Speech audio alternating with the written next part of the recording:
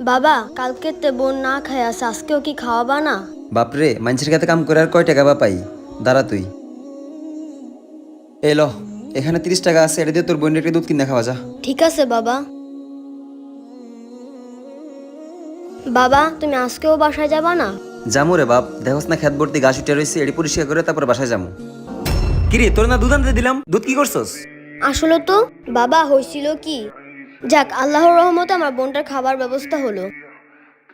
ভাই আমি কয়দিন ধরে না খাওয়া, আপনি কি আমাকে কিছু খাওয়ার ব্যবস্থা করে দিবেন? এই দুধটা যদি ওকে দিয়ে দিতে, তাহলে আমার বোন কি খাবে? থাক, তুমি নিয়ে নাও এটা।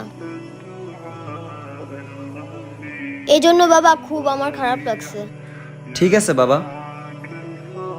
আরে রোমান ভাই তো বলছিল মারুফ ভাইকে দেখা করতে। মারুফ ভাই, জি ভাই বলেন। আপনারে কইছে রোমান ভাই দেখা করতে। আচ্ছা ঠিক আছে ভাই।